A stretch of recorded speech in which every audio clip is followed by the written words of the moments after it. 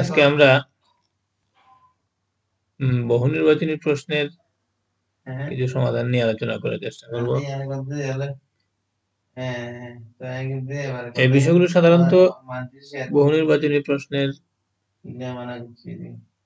সাধারণ বহু নির্বাচনী প্রশ্নে এগুলো আসতে পারে। প্রথম সূচনা পর্ব থেকে আমরা জানি প্রাচীনকালে মানুষ হিসাব সংরক্ষণ কিভাবে করত। আধুনিক হিসাব বিজ্ঞানের জনক কত সালে দ্রুত ভাদাগিলা পদ্ধতি প্রবর্তন করেন? দ্রুত ভাদাগিলা পদ্ধতি হিসাব রক্ষণের ভিত্তি সবাই জানি। দ্রুত ভাদাগিলা পদ্ধতির উদ্ভব হয় ইতালির ভেনিস নগরীতে, যেখানে লুকা পিসুরির জন্ম। বিজ্ঞানের আদিভূমি বলা হয় ইতালিকে। হিসাব বিজ্ঞান বিজ্ঞান ও কলা উভয়ই। হিসাব বিজ্ঞান কতিপয় সূত্রের আলোকে হিসাব পরিচালিত করে, সেজন্য হিসাব বিজ্ঞানকে বিজ্ঞান হিসেবে ধরা যায়। অপরদিকে সুন্দর সুশৃঙ্খল কলা কৌশলের মাধ্যমে সংরক্ষণ করতে হয়, এই জন্য এটি একটি কলা। আমরা জানি আধুনিক হিসাব বিজ্ঞানের জন্ম 1494 সালে দ্রুত ভাদাগিলা পদ্ধতি প্রবর্তনের মাধ্যমে। লেনদেন হিসাবভুক্তকরণের দুটি ভিত্তি রয়েছে, একটি হচ্ছে বকেয়া ভিত্তি, একটি হচ্ছে নগদান ভিত্তি।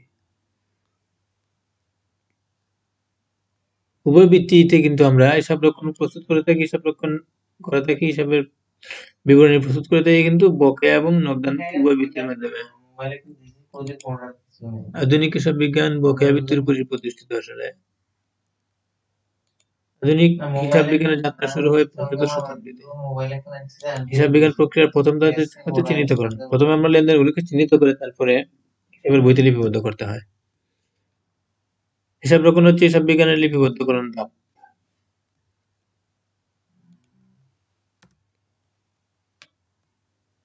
দ্রুত ভাদাগিলা পদ্ধতি যে বইটি আবিষ্কার করে লিখেছিলেন লুকা পিসুরি, সেটির নাম হচ্ছে আরিথমেটিকা জিওমেট্রিয়া প্রপোর্শনালিটা।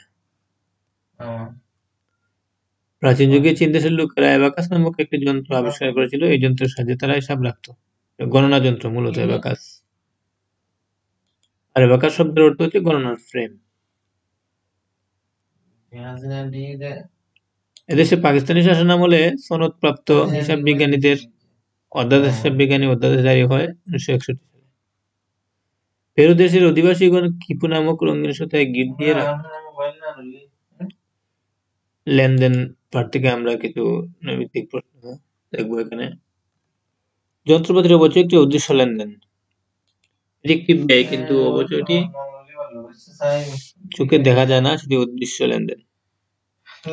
ব্যবসায়িক লেনদেন সবসময় প্রভাবিত করে হিসাব সমীকরণকে। আমরা জানি হিসাব সমীকরণ হচ্ছে A = L + OE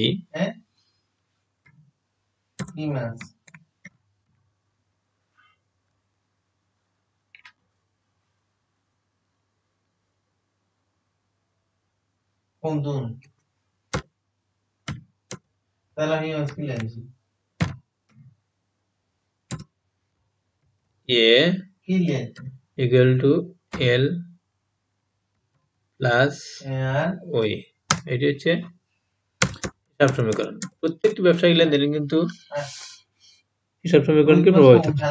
ক্রয় বার্তা বিক্রয় বার্তা অনগদ লেনদেন, যেটি হিসাবভুক্ত করতে হয় না।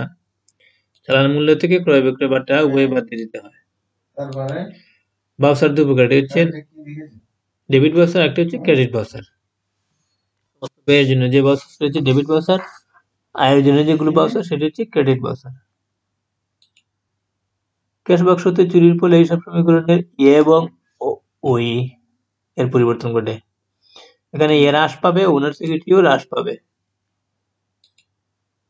ভিক্ষুককে কারবার প্রতিষ্ঠান হতে ভিক্ষা দেওয়া হলে হিসাব সমীকরণে এ এবং ওনার সিকিউরিটি, এটি একটি ব্যয়।